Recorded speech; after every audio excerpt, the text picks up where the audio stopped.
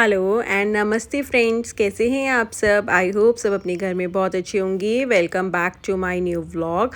सो friends, अभी जो है मैं अपना डेली रूटीन वर्क कंप्लीट करके आई थी इस रूम में, क्योंकि आज मुझे जो है इस रूम में बच्चों का स्टडी टेबल क्लीन करना था।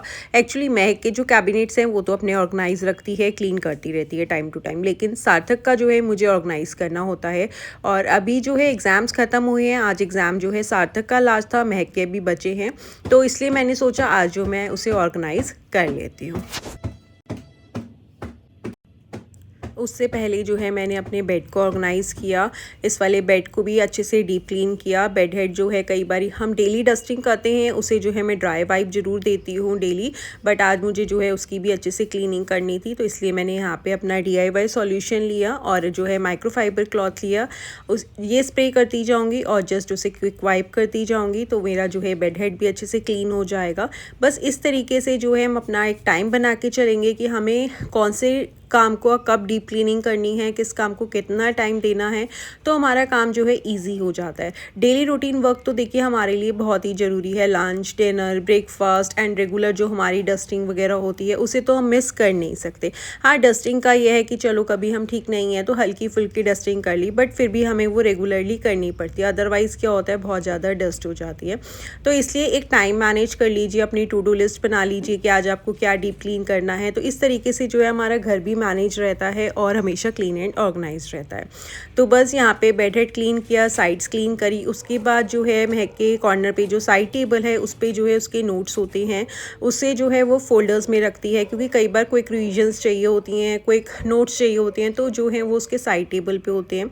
तो उन फोल्डर्स को भी मैंने अच्छे से क्लीन किया, टेबल को अच्छे से क्लीन किया। अब देखो, जब मैं रेगुलर क्लीनिंग करती हूँ तो जस्ट मैं इसे क्विक वाइप कर जाती हूँ, इतनी डीपली क्लीन नहीं करती। तो आज डीप क्लीनिंग थी तो इसलिए मैंने एक एक फोल्डर अच्छे से उसका क्लीन किया। और साइड में जो है ना, ये वाले बच्चों के छोटे ब्लैक बोर्ड हैं और स्टडी टेबल्स हैं जो बेड पे लेके बैठते हैं, तो दोनों के वो भी मैं उन्हें भी आज अच्छे से डीप क्लीन करूँगी, सॉल्यूशन स्प्रे करूँगी एंड देन उन्हें भी जो है वाइप कर दूँगी और बिल्कुल अच्छे से ड्राई होने के बाद उन्हें अपने स्पेस पे रख दूँगी। तो इस तरीके से क्या है, मेरा सारा काम अच्छे से क्लीन होता जा रहा है और टाइम टू टाइम करती रहती हूँ, तो इसलिए ज़्यादा टाइम नहीं लगता।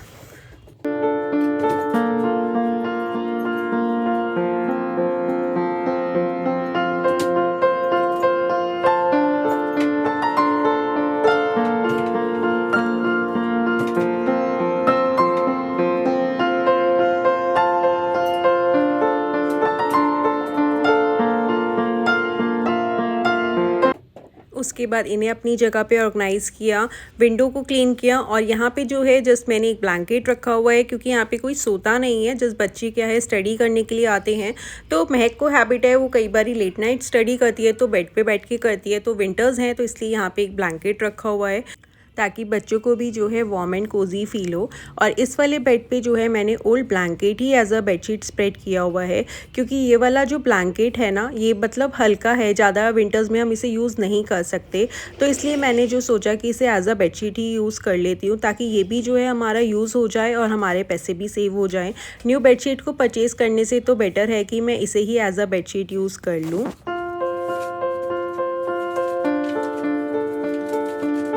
बेड ऑर्गेनाइज करने के बाद टर्न थी स्टडी टेबल को ऑर्गेनाइज करने की, और अब आप यहाँ पे देख सकते हैं कितने सारे पेपर्स पड़े हैं। ये जो है सारे क्वेश्चन पेपर्स हैं और कुछ जो है प्रीवियस रिवीजन पेपर्स होते हैं जो एग्ज़ाम्स में काम आते हैं, तो वो जो है सार्थक बस ऐसे ही रखता जाता है। तो इसलिए मैंने सोचा आज पहले मैं स्टडी टेबल ऑर्गेनाइज़ करती हूँ, अदरवाइज़ जो है ये बहुत ज़्यादा मेसअप हो जाएगा। और ये जितने भी क्वेश्चन पेपर्स हैं इनके लिए जो है मैंने एक सेपरेट फोल्डर रखा हुआ है, ताकि सारे क्वेश्चन पेपर्स जो हैं एक साइड पर रहें, क्योंकि जब भी फाइनल एग्ज़ाम्स होते हैं तब भी हमारे जो है ये यूज़ में आते हैं। आप देख सकते हैं इस तरीके से एक फ़ोल्डर है जिसमें सारे क्वेश्चन पेपर्स को जो है मैं ऑर्गेनाइज़ कर लेती हूँ। ये जो है पहले जो एग्ज़ाम्स हुए हैं वो वाले भी, और कुछ टेस्ट होते हैं उनके भी जो भी क्वेश्चन पेपर्स होते हैं उन सब का एक जो है डिफरेंट फ़ोल्डर है। बस इसे भी मैं अच्छे से ऑर्गेनाइज़ करके इसे अपनी जगह पे रख दूँगी। और ये जो नीचे वाला कैबिनेट है इसमें सारी एक्स्ट्रा बुक्स हैं, इंग्लिश की हो गई, हिंदी की हो गई, और बच्चे कुछ रीडिंग बुक्स लेते हैं तो वो भी मैं वहाँ ऑर्गेनाइज़ कर देती हूँ। और एक बड़ा सा बॉक्स रखा हुआ है जिसमें जो है बच्चों के कलर्स हैं, अब तो बड़े हो गए हैं तो बहुत रेयर यूज़ होते हैं मतलब। और अब ये वाला जो कैबिनेट है ये सार्थक का है, इसे मैं अच्छे से पहले जो है सारा खाली कर लूँगी, उसके बाद सॉल्यूशन स्प्रे करके क्विक वाइप कर दूँगी अच्छे से। जहाँ पे कुछ स्पॉट्स होंगे तो उन्हें अच्छे से रबिंग कर दूँगी।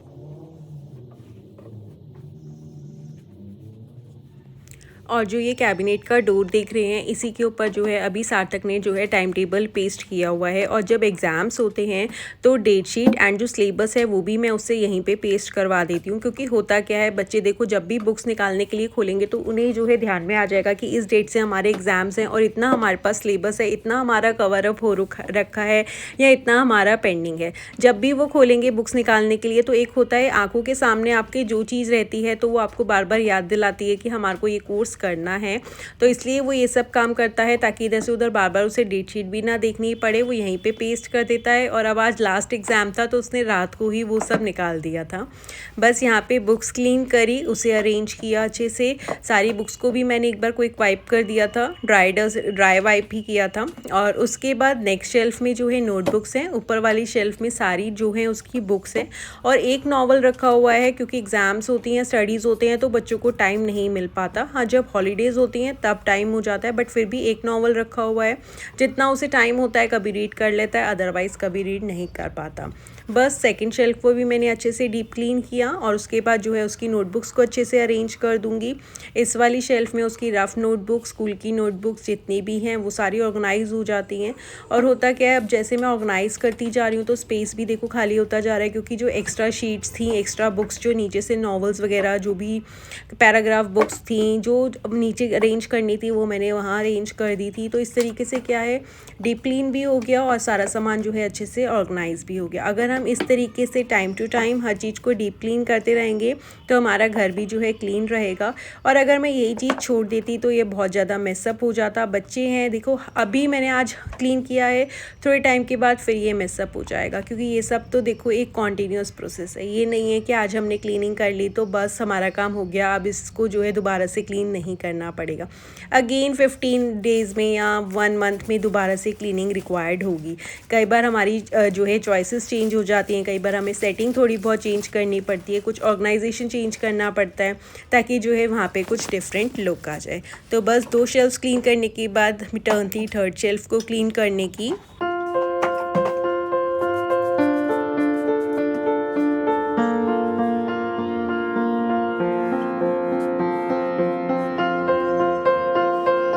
ये वाला जो ऑर्गेनाइज़र है इसमें जो है सार्थक के ज्योमेट्री बॉक्स, एक्स्ट्रा जो भी मार्कर्स हैं, पेंसिल कलर्स हैं, मैप्स में मार्किंग करने के लिए, बुक्स में हाईलाइट करने के लिए कुछ इंपॉर्टेंट पॉइंट्स को, उसके लिए जो भी उसका सामान यूज़ होता है वो जो है इस ऑर्गेनाइज़र में सारा ऑर्गेनाइज हुआ है।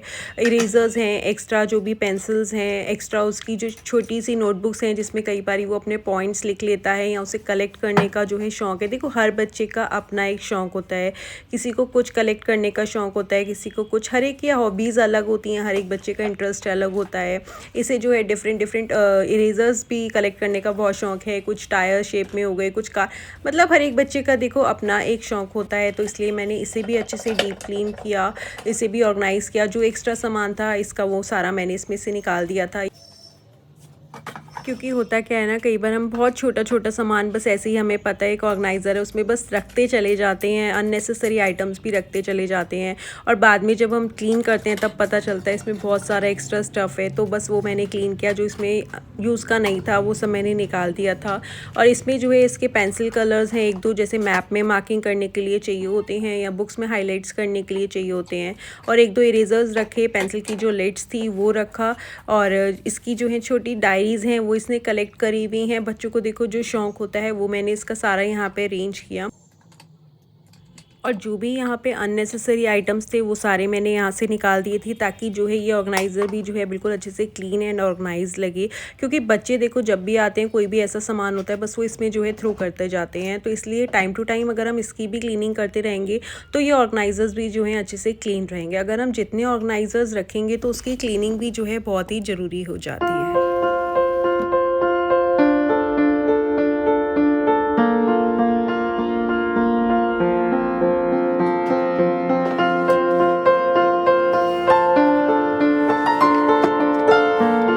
अब आप देख सकते हैं ये ऑर्गेनाइज़र रखने के बाद भी जो है साइड में थोड़ा सा स्पेस है।